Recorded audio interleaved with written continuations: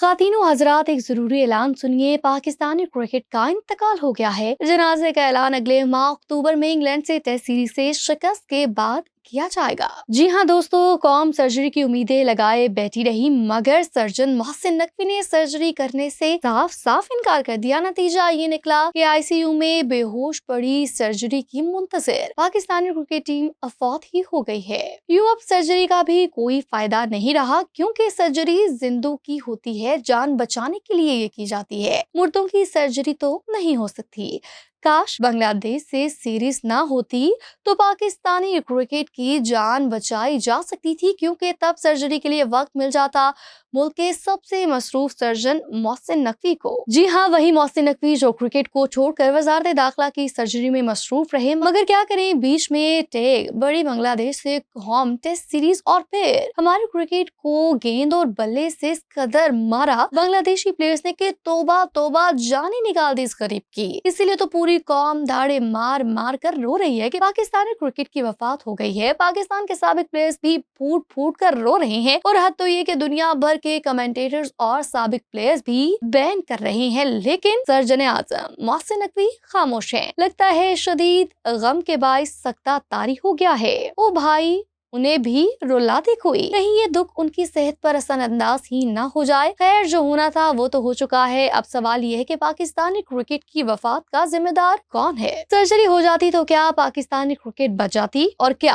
कोई मुआवजा हो सकता है जो पाकिस्तानी क्रिकेट को दोबारा जिंदा कर दे। ये सब और मजीद बहुत कुछ हम आपको बतलाएंगे इस वीडियो में, मगर इससे पहले हमारा फेसबुक पेज फॉलो और लाइक कर लें, जबकि हमारा यूट्यूब चैनल सब्सक्राइब करके घंटी बजा दें। तो दोस्तों, किसी एक शख्स ने नहीं बल्कि बहुत सारे लोगों ने मिलके मारा है पाकिस्तानी क्रिकेट को।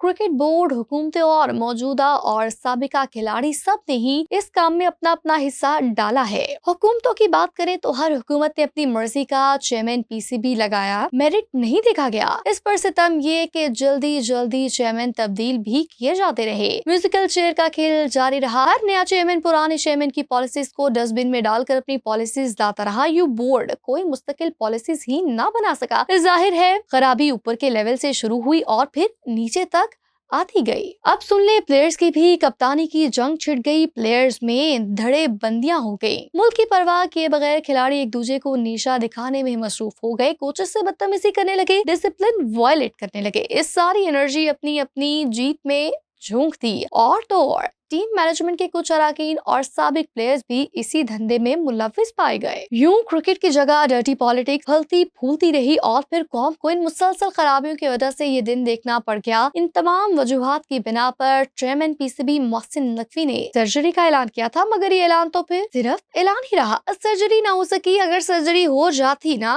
और साजिशों में मुलव्विस सीनियर खिलाड़ियों को टीम से बाहर निकाल दिया जाता तो पाकिस्तानी क्रिकेट बच जाती। भले हम हार जाते ये सीरीज, लेकिन कम से कम नए बच्चे जान जरूर मारते, दुरुस्त डायरेक्शन में चल पड़ती हमारी क्रिकेट और कुछ अरसे बाद कोमा से बाहर निकल आती। मगर अब तो डब्बा ही गोल हो गया है। अब हाल यह है कि शायद ही कोई मुआवजा पाकिस्तानी क्रिकेट के मुर्दा जिस्म में रूह फूंक सके, मगर इसके भी दूर दूर तक फिलहाल कोई असरात नजर नहीं आ रहे, क्योंकि पसंद नापसंद का खेल यूं ही जारी रहने के चांसेस हैं। स्टार प्लेयर सांप बनकर बैठे रहेंगे। ना तो बाबर को ड्रॉप किया जाएगा, ना ही बिग डैडी की मुबैना बिग पर्शी शान मसूद को, और तो और नसीम शाह और शाहीन शाह अफरीदी को भी शामिल कर लिया जाएगा टीम में। तो बेहतरी की कोई उम्मीद नहीं है। अब आप कमेंट करके बताएं कि आपके नजदीक पाकिस्तानी क्रिकेट की तबाही का सबसे बड़ा जिम्मेदार कौन है। और हाँ, वीडियो को लाइक और शेयर जरूर कीजिएगा।